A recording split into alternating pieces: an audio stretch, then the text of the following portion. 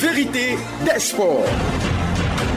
Savoir se relever après une chute, c'est la marque des grands. La SEC champion de Côte d'Ivoire l'a compris et l'a réalisé. Gagner enfin un match en Coupe de la Confédération et relancer la machine jaune et noire, c'est fait.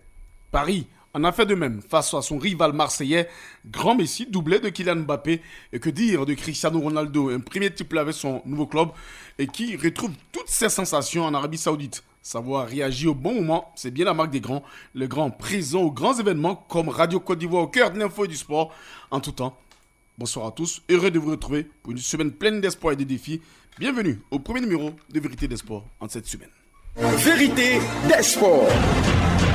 Et qu'est-ce qu'il y a au menu de ce numéro de VDS version actualité? La SEC Mimosa gagne enfin sur relance. Les Jeux noirs triomphent des Diables Noirs du Congo et gardent espoir.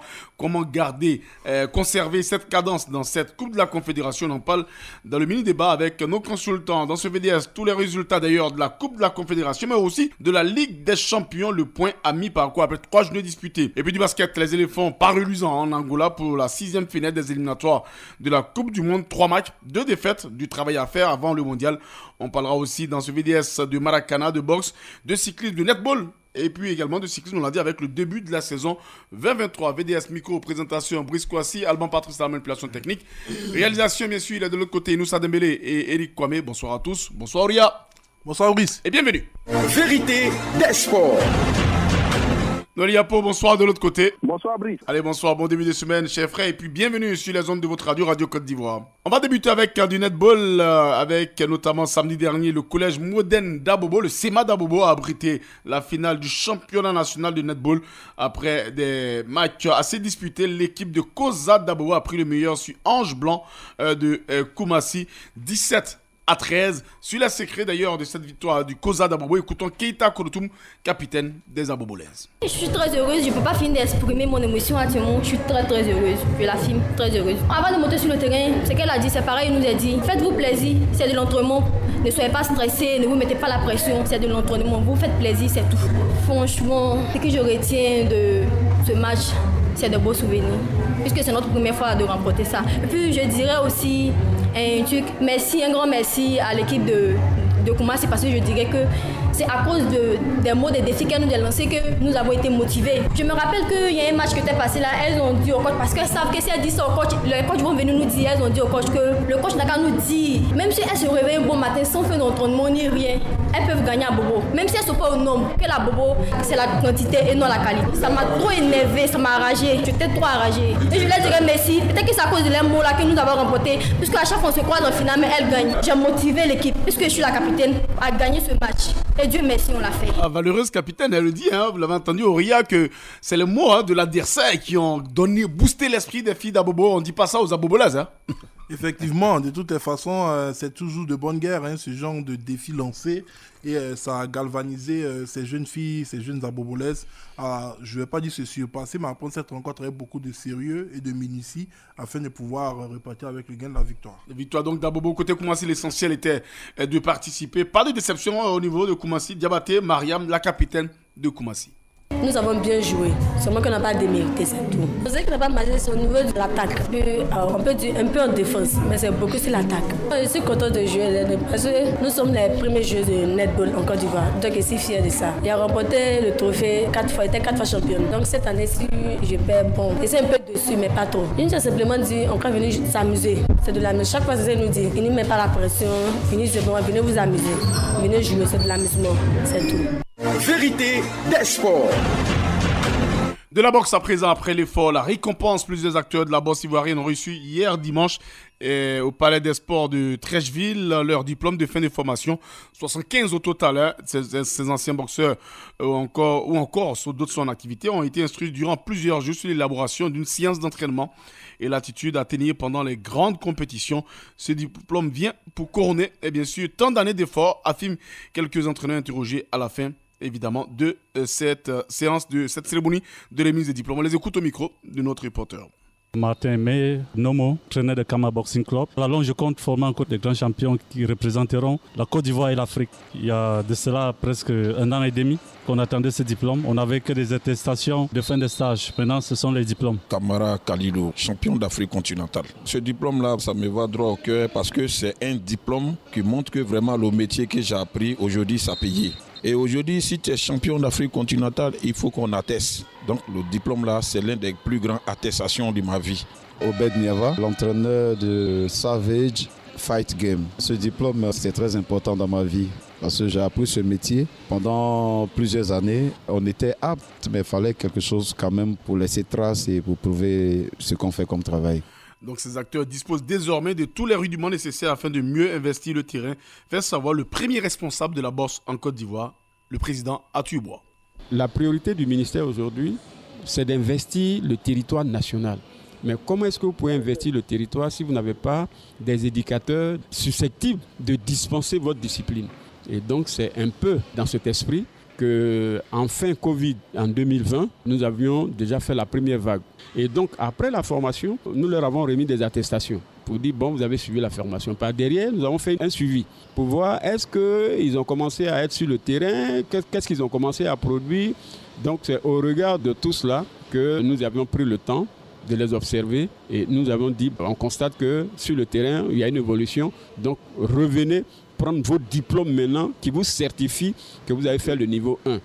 Et puis après cette première vague, la fédération ivoirienne de boxe ne compte pas s'arrêter en si bon chemin. Elle entend former tous les autres acteurs de la boxe. Au terme, la fédération compte créer 400 clubs sportifs de boxe, évidemment, 3000 athlètes et 504 techniques, juges, arbitres et puis chronométrés également pour le bonheur du noble ivoirien.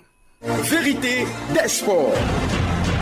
Monsieur, on va parler de basket avec notamment la 6e fenêtre disputée en Angola. 3 matchs disputés. La Côte d'Ivoire, on le sait, a déjà qualifié avant cette 6e fenêtre. A perdu face au Nigeria 72-63 pour son premier match.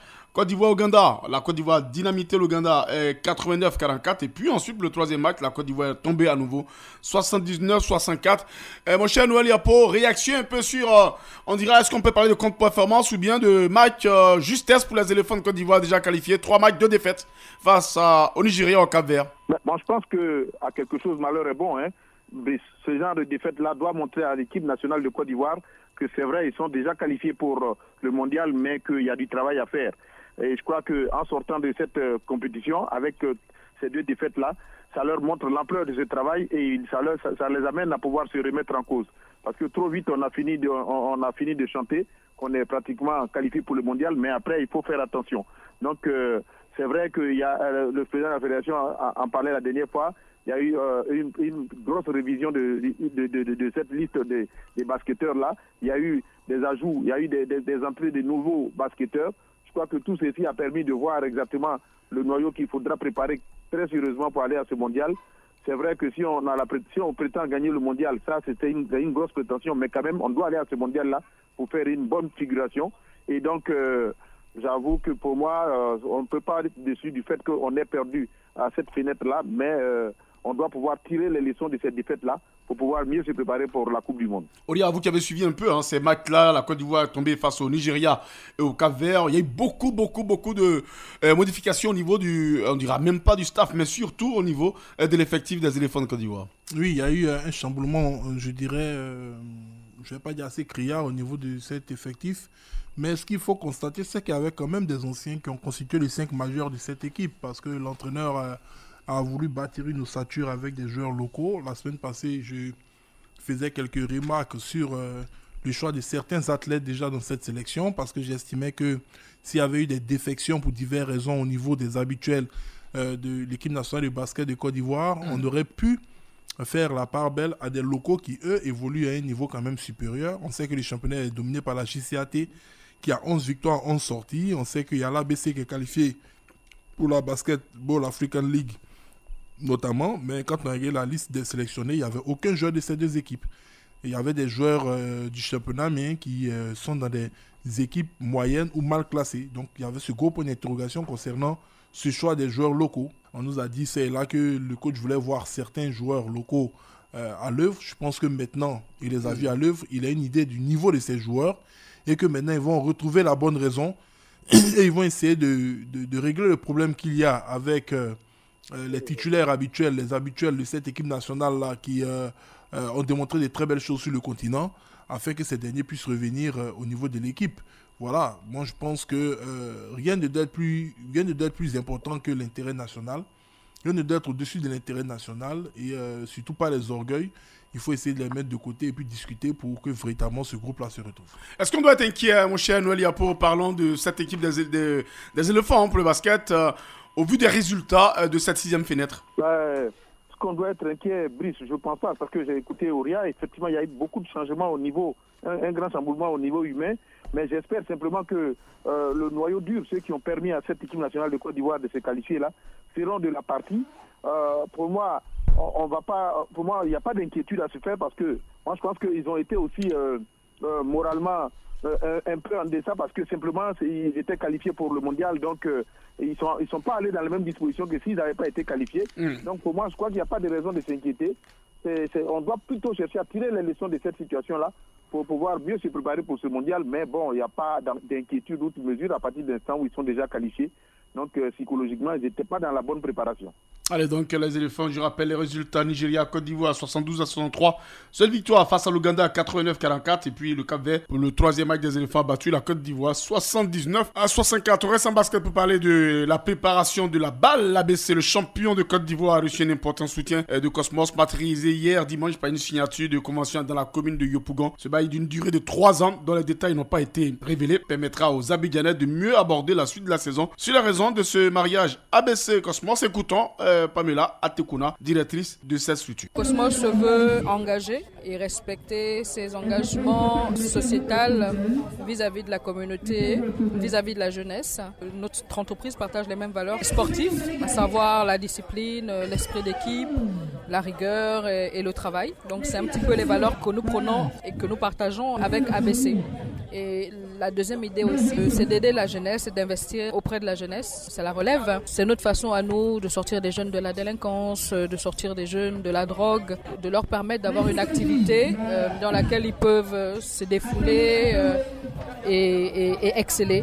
Bon, on espère que parmi eux, on aura des prochains grands joueurs de la NBA. J'espère que ces jeunes pourront vivre de leur art. Donc vraiment, l'objectif de Cosmos Yopougon, c'est de soutenir la jeunesse par le sport et par les valeurs qu'elle incarne. Konaté Karim, cadre bien sûr de l'ABC et capitaine d'ailleurs de cette formation, se réjouit de ce partenariat qui apporte quelque chose important à cette équipe de l'ABC qui représentera la Côte d'Ivoire au niveau sur le continent. Donc c'est vraiment un grand plaisir pour nous d'avoir ce nouveau partenaire. On sait très bien qu'en Côte d'Ivoire, le sponsoring est un peu compliqué, surtout dans le domaine du sport. Donc là, c'est une très grande joie pour nous.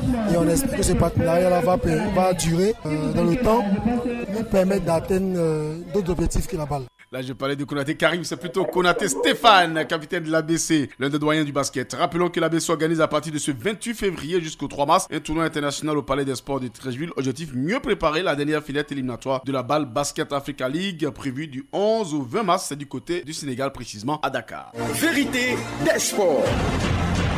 On va parler de vélo avec la course d'ouverture de la saison 2023. Kwame Konan, Olivier chez les hommes et Kwasi Amouin. Encore Raymond chez les dames sont les grands vainqueurs. 34 cyclistes, dont 4 dames issues de 8 clubs, ont pris part à la course d'ouverture de la saison. C'était hier du côté d'Atekoubé, dans la commune d'Atekoubé, hier dimanche. Et ce, en présence du ministre des Sports, Dao Paulin-Claude, par ailleurs maire d'Atekoubé, sur un circuit de 1,2 km parcouru ici en 6 fois, soit 4 km chez les hommes. Kwame Konan, Olivier de la SOA termine en tête avec un chrono de 1h44 minutes 59 secondes pour une moyenne de 30,86 km. Très heureux, il dédie d'ailleurs sa victoire à son coéquipier de la SOA, Sissé Isiaka. Je suis très heureux, très content. Le circuit, c'est bon. Ça a été un peu difficile le début, mais grâce à mon coéquipier Sissé Isiaka, ça a été un peu facile pour moi. C'est lui qui a fait tout le travail. Et si j'ai gagné, c'est grâce à lui.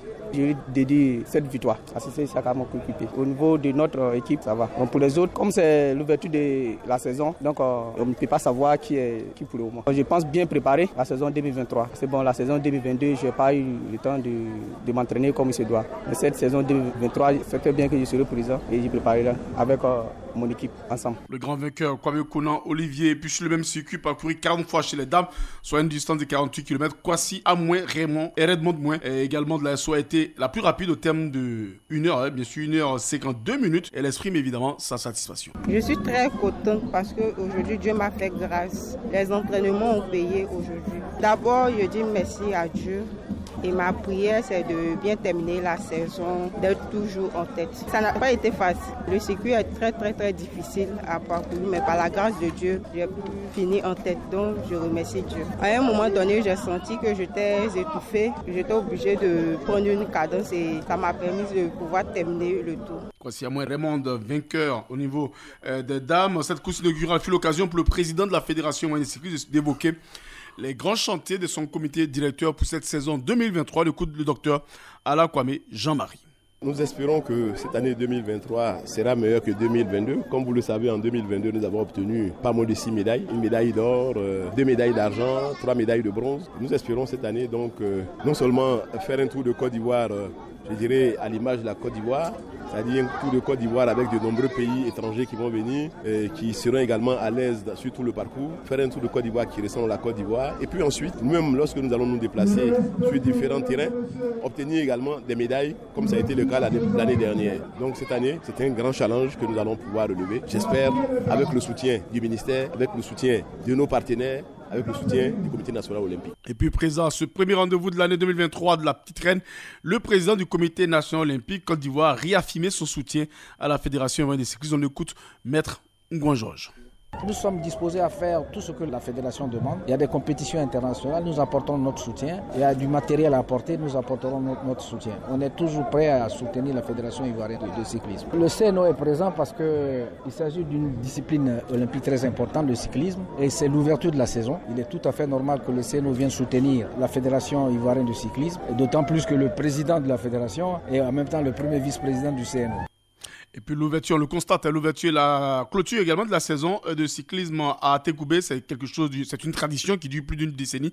D'où la satisfaction du ministre des Sports Paulin Claude, par ailleurs, maire de la commune d'Atékoubé. C'est avec beaucoup de bonheur que notre cité accueille chaque année l'ouverture et la clôture de la saison cycliste. Les Abidjanais ont adopté un peu le cyclisme, mais surtout la commune d'Atékoubé a fait du cyclisme à cause de son relief, à cause de son environnement, un sport d'animation citoyenne. Nous sommes donc très heureux chaque année d'accueillir cette compétition qui donne beaucoup d'animation et d'ambiance dans notre cité et qui permet aussi de créer des vocations. Et ainsi, nous pensons que très rapidement, de nombreux jeunes d'Atékoubé, comme dans d'autres filières sportives, vont adopter le cyclisme, cette discipline qui nécessite l'endurance, la persévérance et surtout l'esprit d'équipe. Nous sommes là aussi pour encourager la Fédération ivoirienne de cyclisme qui, depuis de nombreuses années, permet à notre pays, la Côte d'Ivoire, d'avoir une belle visibilité sur le plan international. Le ministre des Sports, donc Paulin Claude, Oria et Noël Yapo, que doit-on entendre de la Fédération ivoirienne de cyclisme? On sait que cette année est une année de la jeunesse surtout, mais une année capitale, hein, Noël, pour le cyclisme ivoirien, puisqu'on attend beaucoup du Tour de Côte d'Ivoire. Je pense que ce cyclisme ivoirien-là a besoin d'être repris par le ministère des Sports. La dernière fois, on a reçu, je crois, le DTN de cette fédération qui a dit que le cyclisme avait été complètement abandonné par l'autorité. Je crois qu'en faisant ce lancement de cette activité à Tékoubé, dans la commune du ministre des Sports, c'est une très bonne chose. Le ministre doit comprendre que la jeunesse a besoin de ce cyclisme-là. C'est l'année de la jeunesse à tous les niveaux. Je crois que c'est des engagements forts que chacun d'eux doit prendre pour que les jeunes, dans toutes les disciplines sportives, puissent intégrer ces disciplines et exceller et être mis dans des meilleures conditions. Je crois que le cyclisme est l'une de ces disciplines-là dans lesquelles les jeunes peuvent exceller. Et donc, ministère et fédération, ensemble aujourd'hui, moi, je suis heureux de savoir que quand on va sortir de ce lancement, cette fédération ne sera plus oubliée par le ministère et va pouvoir permettre à ces jeunes-là de pouvoir pratiquer ce sport qu'est le cyclisme qui peut donner des lauriers à la Côte d'Ivoire. Oria, ici, en plateau, ce cyclisme-là, on attend de retrouver cette passion autour du petit vélo. Oui, autour du petit vélo, mais surtout autour des grands événements organisés par ce petit vélo-là. On avait la boucle du Café Cacao, on avait le Tour de l'Est, mais surtout le Tour cycliste de Côte d'Ivoire qui, je dirais, a quand même perdu beaucoup de plumes en cours de chemin par rapport à certains grands tours aujourd'hui qui jalonnent le continent. Et je suis très content de l'annonce faite par le président de la fédération quant à l'organisation de ce grand tour bientôt. On espère simplement qu'il sera à la hauteur de la renommée du pays. Je l'ai dit ici le vendredi en termes de coup de cœur. Il y a comme ça des événements sportifs qui peuvent être récupérés par l'État car de grande utilité publique. pour l'organisation, le financement, afin de permettre à la Côte d'Ivoire d'avoir une meilleure, je ne vais pas dire visibilité, mais une meilleure considération de la part de ce village planétaire. Et j'espère simplement qu'ils pourront tenir leurs promesses et réaliser ce grand événement. Allez, donc, ouverture des saisons au niveau du cyclisme. Et puis, il y a eu le rallye Bandama en grande actualité ce week-end avec encore Gary Chen, vainqueur de la 49e édition. C'était depuis vendredi qu'au dimanche. Sur le coup de 10 heures, le pilote du team Fromager est arrivé en tête de course avec un écart de 24 minutes 58 secondes, 752 centièmes sur son poursuivant immédiat. Gary remporte ainsi l'épreuve longue de 400 km devant Cyril Botari. Et nous retrouvons Fernand Kouakou qui a vécu un week-end de rallye. Bonsoir Fernand. Bonsoir à vous Brice Kwasi, bonsoir auditeur de Radio Côte d'Ivoire. Allez, justement, avant d'avoir demain développé cela peut-être en première partie de Vérité des Sports pour ce rallye-là, que peut-on retenir de cette 49e édition avant la 50e? Une 49e édition, Brice Kwasi Mélène, qui se veut une édition assez spéciale avec assez de tourisme pour justement les pilotes qui sont donc venus sur ce rallye, 24 équipages au total. C'est un rallye qui a été donc dominé depuis la tête par un pilote, Gary Chen, déjà champion d'Afrique en 2014 sur le rallye continental. Le garçon donc est revenu après une absence l'an dernier donc sur ce rallye puisqu'il était en vacances pour des raisons de famille. Gary donc arrive, sa voiture a gagné l'an dernier avec le couple Gomez qui a donc remporté le championnat d'Afrique en 2022. Gary avait donc à cœur, lui aussi, de rentrer dans l'histoire en remportant ce rallye qui se voulait un rallye non seulement touristique, mais aussi historique, puisque des voitures de l'époque ont roulé sur ce rallye, des voitures qui dataient d'au moins 42 ans, 43 ans, ont roulé sur ce rallye et sont arrivées. Et donc Gary va pulvériser tous les records, dominer la compétition des pieds à tête et arriver en tête de classement avec justement un temps assez extraordinaire. C'est pratiquement Brice Kwasi Mélène, 24 minutes d'écart sur son poursuivant immédiat, sinon 25 puisqu'on est à 24,58 sur son poursuivant immédiat qui se nomme Cyril Botari, qui lui a roulé sur une Subaru Impreza. Gary, donc grand patron de ce rallye Bandama Côte d'Ivoire avant le 50e de la compétition. Voici un peu ce qu'il faut retenir après ce week-end très très chaleureux mais très chaud à Yamoussoukro. On a eu également des casses avec notamment Frédéric Nobou, Daniel Koulibaly, Massima Bongdio. Comment vous expliquez cela rapidement? Brice, des véhicules assez puissants, des véhicules assez, si vous voulez, assez novateurs avec tout ce qu'il y a comme justement apport mécanique de nouvelles technologies, mais ces véhicules n'ont pas pu tenir face à la puissance de l'Evo de la Mitsubishi Evolution 10 de Gary Chen, qui a pulvérisé justement ses adversaires sur la piste. C'est un peu plus de 400 km. On est parti d'abord vendredi avec les 3 km devant la Fondation Félix Houphouët-Boigny pour la spéciale de qualification. Gary devant avec 4 minutes d'écart. Gary, lors de la première journée, va y aller sur un peu plus de 235 km, va encore damer le pion à ses adversaires et partenaires, puisque le team Fromager était aussi représenté par d'autres coureurs, notamment les enfants de Fofana Sendou, votre ami. Mais Gary, le dimanche, va encore montrer sur 54 km qu'il est le maître à bord. Alors qu'on attendait Gary autour de 11h, Gary pointe à l'arrivée autour de 10h30 pour montrer qu'il est le vrai patron. Gary est imbattable et insaisissable sur ce Bandama. L'innovation cette année, c'est donc la présence de voitures de l'histoire ou des voitures historiques avec justement ces familles-là, Servant Patrice et Servant Paul, le père et le fils. Le père, lui, avait couru déjà sur un peu plus de 7 Bandama. Il en a remporté 5. Il est revenu avec sa même voiture qui date d'au moins 42 ans, une Toyota Corolla AE 86. L'homme a gagné donc en maturité, mais surtout en présence, parce qu'il était présent sur l'arrivée dans cette compétition. Et Servant a donc été assez applaudi parce qu'il était 3e à l'arrivée de ce rallye. Cyril Botari, c'est donc le monsieur qui est resté pour observer les uns les autres. Et cette année, il a dit, je viens gagner le Bandama. C'est vrai qu'il arrive en deuxième position derrière Gary, mais il aura montré qu'il peut. Les Nobou ont cassé. Nobou, Frédéric et justement Hugo Miguel Borges ont cassé parce qu'ils poursuivaient Gary comme des fous. Ils ont été rattrapés par la piste qui leur a dit, le maître ici, c'est Gary. L'autre pilote, il se nomme justement Maxime Abondio, qui a essayé aussi d'aller chercher Gary parce qu'il en voulait. Deux amis qui se poursuivent, deux amis qui se guettent. Maxime Abondio a compris que le maître à bord se nomme Gary. Lui aussi, justement, a cassé avant la fin de ce rallye. Voici donc des équipages qui sont restés en chemin. Allez, merci Fernand. Demain, vous aurez le temps d'avoir les réactions et faire un gros plan sur cette 49e édition avant le cinquantenaire. Vous suivez la rediffusion de Vérité des Sports. Allez, retour pour la deuxième partie. On parle de Maracana. La Coupe nationale de Côte d'Ivoire s'appelle désormais la Nationale Nzassa. Cette annonce a été faite par le président de la FIMADA au cours d'une conférence de presse animée, bien sûr, ce matin en présence d'un parterre de personnalités sportives et culturelles.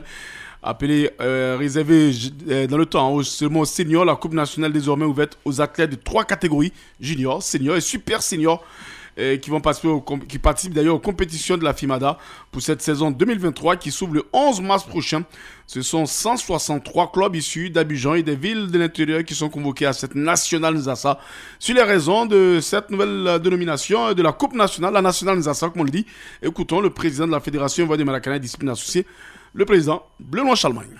La nouvelle formule de la compétition que devient désormais la Coupe nationale de Côte d'Ivoire au niveau du Maracana. C'est une compétition qui va avoir une composante arc-en-ciel que nous avons dénommée la nationale Nzassa. Nzassa, qui est une expression de notre terroir qui veut dire le mélange. Le mélange, tout ce qui est arc-en-ciel, mais de beau. Ce n'est pas le mélange, le cafouillage, mais le mélange, donc l'articulation de plusieurs composantes en un seul. Pourquoi le mélange? Parce que chez nous, nous avons 3 catégories. La jeune, la senior et la super senior. Et chacune des catégories, depuis aujourd'hui 14 ans, a sa compétition. Et puis, les seniors avaient une seconde compétition qui était la Coupe nationale, qui était réservée essentiellement aux seniors. Ce qui faisait un peu plus pour les seniors. Et ça avait commencé à faire grincer les dents des autres catégories. Pour trouver la solution, nous avons essayé de réfléchir à avoir une seule compétition qui regroupe les 3 catégories, les composantes du Maracana. Et puis toutes les équipes seront composées des athlètes issus des 3 catégories. Il va y avoir un mélange, Nzassa d'ailleurs, junior, senior et super senior, atteste le président de la fédération, Bleu Charlemagne. Au niveau des équipes, vous aurez sur le champ, sur l'aire de jeu, 2 juniors, 3 seniors et 1 super senior. Sur la feuille de match, vous aurez 3 juniors, 5 seniors et 2 super seniors. Et sur l'équipe de 12, vous aurez donc 6 seniors, 4 juniors, 6 seniors, 3 jeunes et 3 super seniors. Ça fera les 12. Donc voilà ce qu'on tenait à dire aux clubs qu'ils savent déjà puisqu'ils l'ont adopté depuis l'Assemblée générale de novembre 2022. Noliapo, réaction sur d'abord l'appellation, la nationale Nzassa, et puis ce mélange qui est imposé, on ne dira pas imposé, mais que les clubs ont décidé de faire, c'est-à-dire junior, senior et super senior. Il faut faire un regroupement de ces différentes catégories pour avoir un club pour disputer la Coupe nationale, la nationale Nzassa. J'avoue que, Brice, sur l'appellation, moi je dis que c'est une grande preuve d'imagination.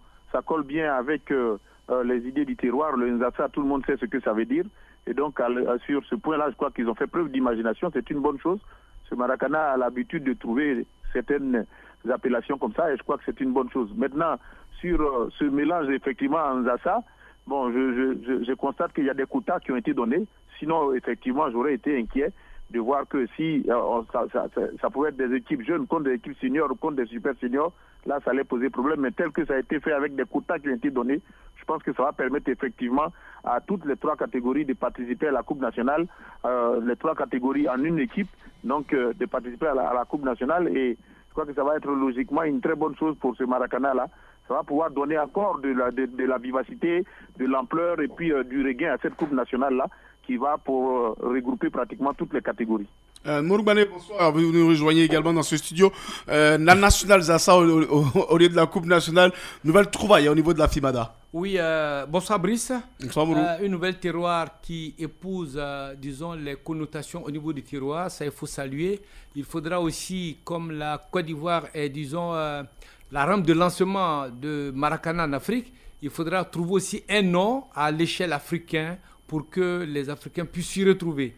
Le président Bleu-Laurent Charlemagne a plus d'un tour dans son sac. Certainement, il a déjà trouvé un nom qui puisse fédérer tous les Africains de tous les bords pour une Coupe d'Afrique des Nations au niveau du Maracana. Maintenant, pour en revenir localement à ce qui a été fait, c'est une bonne initiative, ça permet, nous l'avons dit, le Maracana et même d'autres disciplines, le tchétchèn par exemple, il faut trouver des noms appropriés, des noms du tiroir. Je pense qu'il lance un ballon d'essai, il faudra que chacun puisse faire sortir de son imagination des noms qu'on propose, et c'est ça aussi la particularité de la Côte d'Ivoire, qui sait quand même souvent se singulariser avec certaines activités. Vous avez le zouglou en Côte d'Ivoire, vous avez le nouchi, tout est parti de là, et je pense qu'on est sur un bon chemin. Et puis présent à cette cérémonie, l'Est international ivoirien Kalou Bonaventure, maire d'ailleurs de la commune du Vavois, se dit disponible pour accompagner la fédération dans la promotion du Maracana. Étant moi-même ancien footballeur, le Maracana, ça a toujours été un sport qu'on a pratiqué, qu'on continue de pratiquer d'ailleurs. Je suis moi-même maracanier, membre du VAMAC de Vavois, qui est inscrit pour le championnat de cette année. Tous ces éléments-là contribuent à notre présence ici. Déjà user de notre renom pour pouvoir parler du Maracana. Je pense que le grand public sait ce que c'est que le Maracana. Il faut le vulgariser, le rendre accessible. Le président a donné les clés, il a donné quelques clés dont il faut s'approprier pour que le Maracana ne soit plus un sport élitiste et qu'il soit à la portée de tout le monde. Kalou Bonaventure, donc, bien sûr, APLS international ivoirien, maire de la commune de Vavois qui parlait là, évidemment, son club également, VAMAC. Vavois Maracana Club, justement, donc notez, ce n'est plus la Coupe nationale du Maracana, mais désormais la nationale Nzassa. Vérité des sports. Du Maracana, on parle de football maintenant. Le comité exécutif de la Fédération de football était en séminaire à Port-Bouet. C'était le week-end. Le président de la Fédération ivoirienne de football, Idriss Diallo, et ses collaborateurs se sont appesantis. Ils ont longuement échangé sur les grands chantiers pour le développement du football en Côte d'Ivoire. Sur le point de ce conclave, écoutons ici les explications du président de la Fédération ivoirienne de football, Idriss Diallo. Nous avons fait un travail aujourd'hui, un séminaire de renforcement de nos compétences, du comité exécutif. C'est le comité exécutif, c'est le gouvernement du football ivoirien. Donc ce gouvernement-là doit être outillé pour pouvoir mener à bien le projet pour lequel il a été élu. Donc c'est renforcement des capacités. Ça nous a permis donc de valider, je dirais, ce qui a été déjà fait depuis que nous sommes arrivés, d'analyser ce qui reste à faire, de le répartir sur les 3 ans qui restent pour pouvoir, en fin de mandat, avoir respecté tous nos engagements. Maintenant, pour la partie symposium, c'est quelque chose que nous avions effectivement prévu, mais nous sommes en plein dans une actualité qui ne nous permet pas de mener ça à bien. Avec la CAN, on a beaucoup de responsabilités sur l'ensemble du territoire qui trop embrasse mal les trains. Donc nous avons porté ce projet-là après la CAN. Pour l'instant, par contre, nous avons prévu un autre séminaire au mois de mai au plus tard, qui sera un séminaire, lui, stratégique, pour définir la stratégie globale en harmonie avec la vision de la FIFA. Donc on a eu des orientations qui font qu'on doit préparer un plan stratégique qu'on doit pouvoir soumettre à la FIFA au plus tard en juin. Ah, vous l'entendez, Noël Yapo, le comité exécutif, c'est le gouvernement du football ivoirien. Il fallait marquer un arrêt pour penser ce qu'il a fait au niveau du football ivoirien. Un mot déjà sur l'utilité de ce séminaire du commerce de la Fédération de football. Moi, je pense, Brice, que à mi-parcours déjà de la première année de mandat, c'est une très bonne chose de s'être arrêté pour réfléchir effectivement sur ce qui a été fait, mais regarder également le chantier qui reste à venir. Donc, ça a été une journée de réflexion. Comme il le dit le président lui-même, ça a été une journée de réflexion, une journée qui leur a permis de faire le point. Moi, c'est une très bonne chose. Il faut qu'à mi-parcours, ils s'arrêtent pour faire un peu le bilan de ce qu'ils ont, écouter les critiques des uns et des autres, voir quel type d'orientation ils vont apporter pour corriger ce que c'est les critiques. Mais il faut travailler dans l'intérêt du football et je pense que c'est une très bonne chose d'avoir mis cette journée-là. On attend de voir, comme ils ont annoncé le séminaire, pour voir également ce que ce séminaire va donner. Auria, un mot sur cette rencontre du comité exécutif de la Fédération de football. C'était une première au niveau, peut-être au niveau du football ivoirien, mais l'importance de ce séminaire. Bon, c'est une rencontre entre ceux qui sont chargés de diriger déjà les affaires courantes au niveau du football ivoirien. Donc, ce n'est pas un séminaire ouvert, je pense, à d'autres courants, puisque c'est le séminaire du comité exécutif. Bon, je pense que c'est pratiquement les mêmes éléments qu'ils ont du côté des 13 villes. Ils ont la possibilité de se rencontrer, de travailler et de faire avancer les choses. Pour moi, bon, je ne vais pas dire que c'est un gros coup de communication que d'annoncer à grand renfort de publicité ce séminaire, d'autant plus que le président même a été clair, compte tenu des impératifs de la Coupe d'Afrique des Nations. Ils attendraient à la fin de cette compétition pour voir dans quelle mesure organiser les états généraux du football ivoirien. Voilà, donc je pense que pour l'instant, c'est un séminaire. On va voir ce que cela va donner concrètement. Est-ce qu'au sein de ces séminaires, les mots qui minent le football ivoirien en termes d'organisation seront donc résorbés, notamment l'affluence dans les stades, voilà, la gestion des clubs. Est-ce qu'il sera question de la mise en place d'un cahier de charges véritablement, je dirais véritablement beaucoup plus élaboré, ainsi de suite. Il y a beaucoup d'éléments sur lesquels on attend ce COMEX. Allez, puis vous avez parlé de ça, le président de la Fédération de football, Idriss Diallo, a livré sa recette sur le football des jeunes et le retour d'ailleurs des spectateurs dans les stades de Côte d'Ivoire.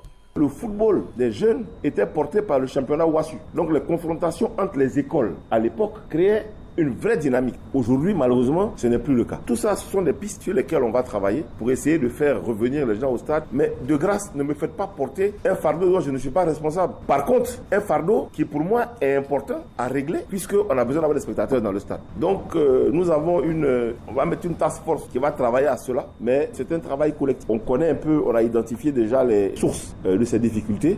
Puis on va essayer de les résoudre. Mais je suis convaincu que quand les gens vont retourner déjà dans leur zone, on va déjà avoir une très belle avancée dans ce domaine-là. Ah, Mourou, il a dit, le football des jeunes, c'était l'OASU. Nous, on ne fait que suivre. On dit, il n'y a plus l'OASU qui peut-être a marqué le pas. Mais au niveau de la fédération, est-ce qu'on peut évidemment trouver des solutions pour pallier le football des jeunes? Puisque désormais, on a le championnat des jeunes avec les réserves qui débutent là.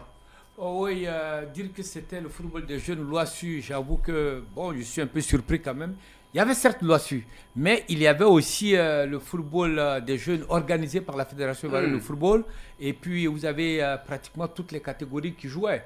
La Coupe du Monde 77 et autres où des jeunes sont partis. Après, ils ont été reversés parmi les seniors éléphants.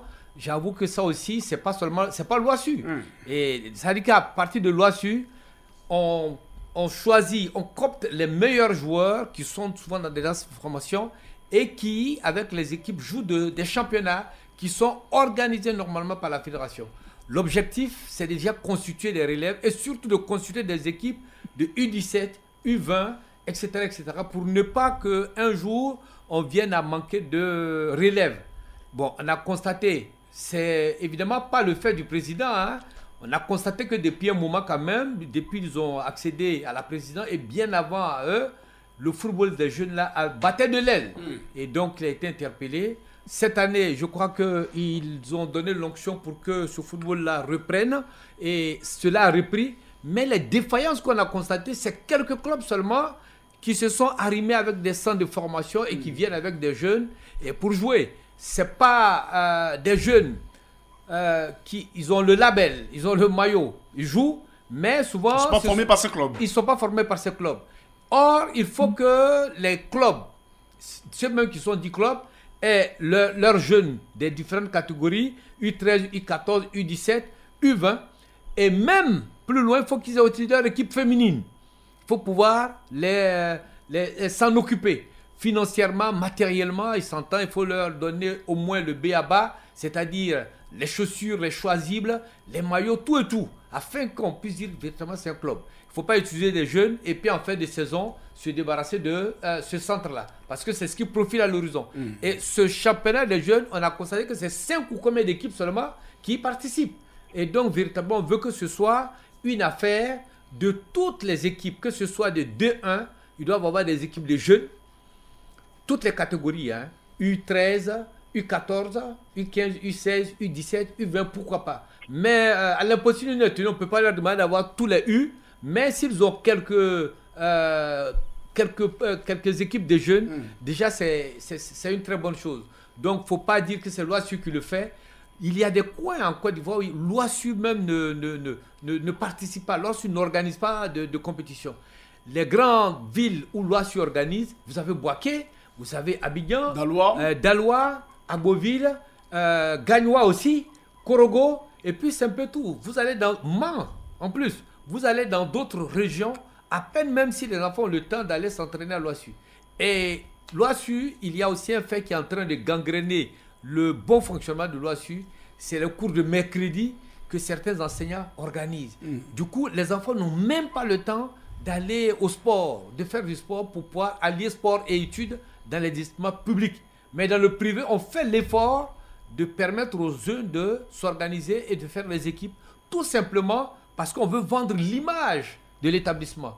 On veut que prochainement, beaucoup d'élèves viennent parce que cette école-là organise des compétitions à tous les niveaux. Mais le public, on n'a pas besoin de faire la publicité.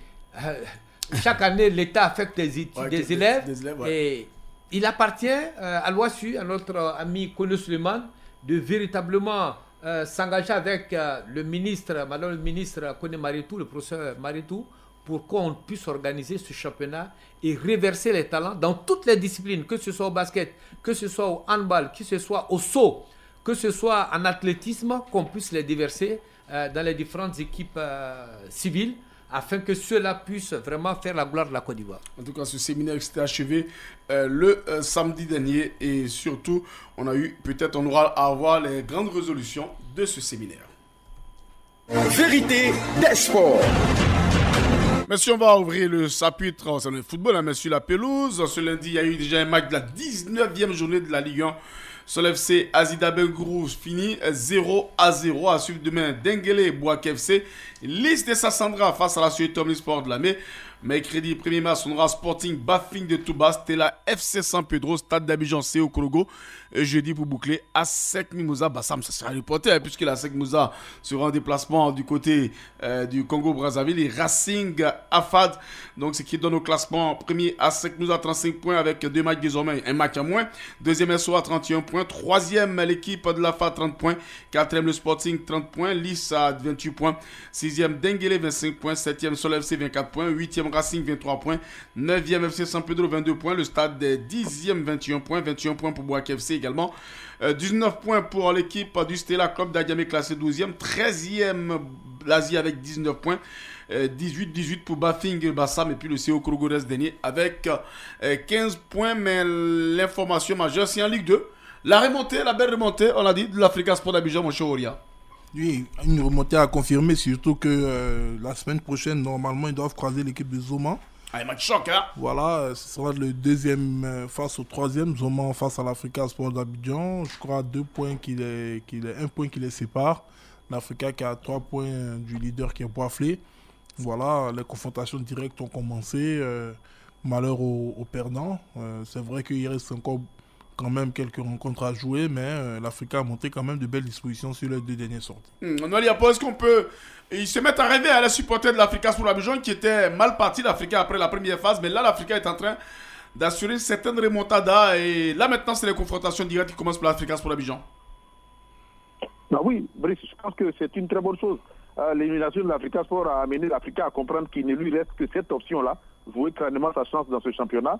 Je l'avais dit la semaine dernière, c'est une poule où ça va être très serré, ça va se jouer entre Africa, CO Boisflé et Zoma. C'est quand on va sortir de cette confrontation qu'on aura vraiment la véritable situation. Mais la remontée de l'Africa Sport, je crois que l'Africa a compris que, franchement, après la Coupe nationale qui a été un échec, ils n'ont que cette chance-là et il faut la jouer crânement. Et donc, je crois qu'il faut mettre les motivations nécessaires autour des joueurs. Il faut parler des primes, il faut augmenter les primes, il faut mettre tout ce qu'il faut dans l'arsenal pour que cet Africa soit revienne en Ligue 1. Et donc, c'est une très bonne chose. On salue cela. J'espère qu'ils vont pouvoir continuer. Il ne faut pas se laisser aussi griser par cette victoire-là. Il faut continuer de travailler d'arrache-pied en se disant que désormais, tout le monde voit l'Africa venir. Donc, les matchs vont être de plus en plus durs. Loin du bruit maintenant, moins de bruit. L'Africa essaie quand même de répartir... d'avancer quand même avec des résultats pas totalement satisfaisants, mais c'est quand même les 1-0, 2-1. L'Africa marche un peu. Oui, l'Africa marche un peu, l'Africa marque pas beaucoup, l'Africa marque petitement et l'Africa arrive à faire son petit bonheur de chemin. Ça, il faut encourager cette équipe qui arrive doucement, mais souvent qui pêche aussi lorsque on l'attend, par exemple face à Zoma. Qui maintenant se positionne comme la bête noire de l'Africa. Est-ce que l'Africa va dépasser cette étape? Si l'Africa le fait, tant mieux. Cela va permettre de mieux se positionner. Mais si l'Africa ne réussit pas à passer l'ogre Zoma, ça veut dire que cela risque encore de plonger les membres associés et même les joueurs dans le doute. Et souvent, quand il y a le doute au niveau de l'Africa, il faut au moins l'évacuer sur 2 ou 3 matchs. 2 ou 3 matchs, le championnat est déjà fini. Donc, les joueurs, actuellement, la balle est dans leur camp. Il leur faut continuer sur la série de victoires afin que les dirigeants, les nombreux supporters qu'on appelait les membres associés mobilisés puissent véritablement compter sur eux et surtout sur l'entraîneur Hadj Mohamed qui n'a plus qu'un seul impératif, la montée en première division. La Coupe nationale est passée, ils ont été éliminés par Deux Plateaux FC. Maintenant, ils n'ont pas d'autre compétition qu'ils se consacrent à cette montée et ils auront l'occasion certainement de jouer de nombreuses compétitions de Coupe de Côte d'Ivoire. Justement, cette élimination de l'Africa Moria en Coupe nationale, alors qu'on se disait que l'Africa avait là la possibilité de retrouver les cadors de la Ligue 1. Bon, je pense que ce n'était pas dans leur priorité, il faut le dire, c'est vrai. Pour un club comme l'Africa, remporter tous les trophées, c'est important, mais comment se concentrer sur une Coupe nationale, laisser des forces quand on n'est pas bien placé au niveau de la Ligue 2. Et donc, je pense que c'est vrai que c'était une élimination, mais quand on l'a vu après, il n'y a pas eu de bruit de couloir concernant les risques que pourrait encourir l'entraîneur en cas de défaite. C'est dire que ça n'a jamais été une priorité pour les Verts et Rouges, voilà. Africa donc éliminé, mais qui avance quand même au niveau de la Ligue 2. Et le gros choc, ça sera face à l'équipe de Zoma FC avant le match également face au CO Boiflé. Leader d'ailleurs de cette poule, de l'autre côté, c'est Liska, qui est leader. Liska également éliminé en Coupe nationale par l'équipe d'Issia Oasis. C'était au complexe sportif d'Abobo, 1-0. On reviendra longuement sur les résultats de cette Coupe nationale. Vérité des sports.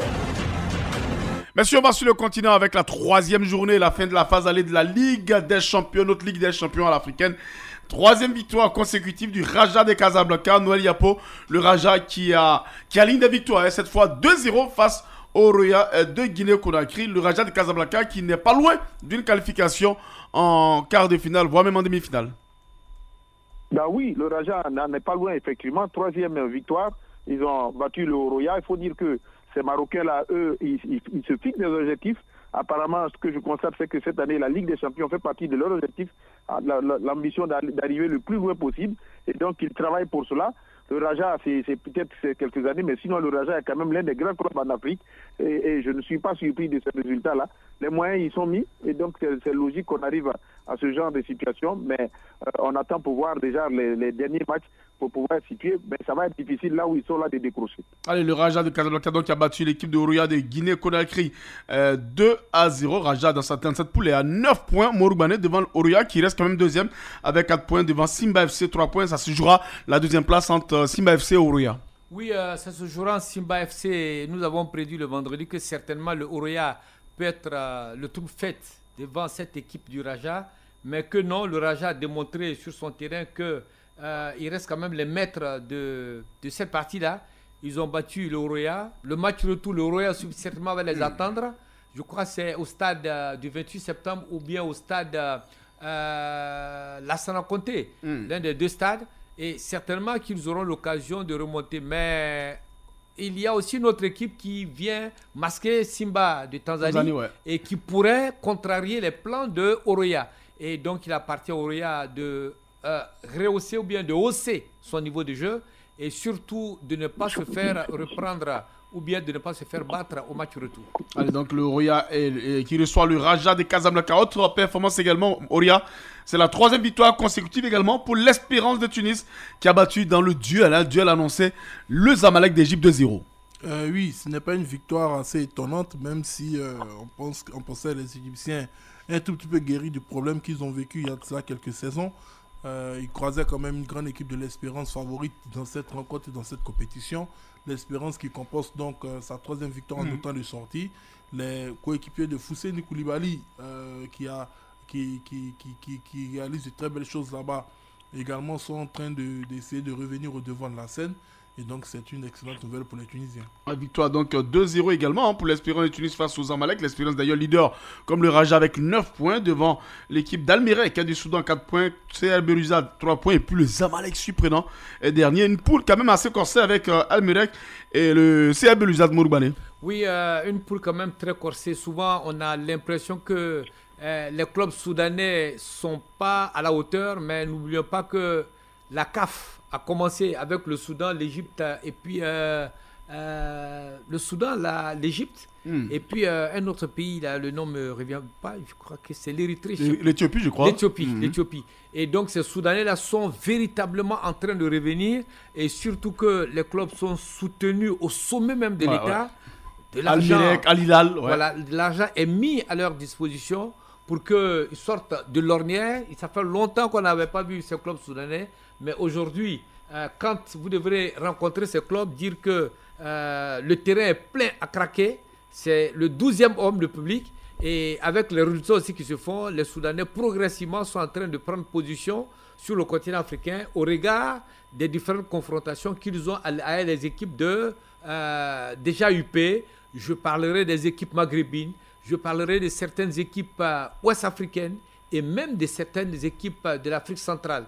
Le TP Mazembe, par exemple, qui a pratiquement n'a pas bougé, ou bien d'autres équipes au niveau de la RD Congo, ou bien du Congo-Brazzaville.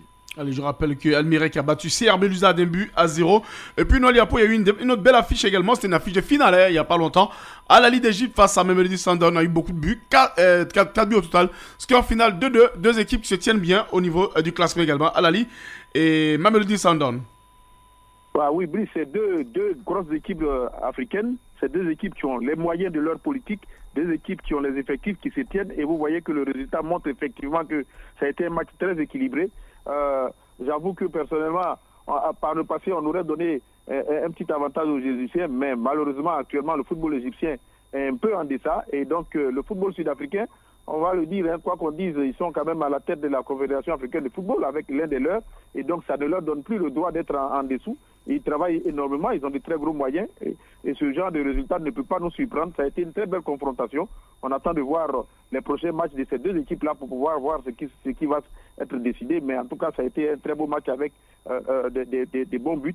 Et donc, ces deux équipes qui se valent à mon sens, c'est vraiment l'égalité parfaite, quoi.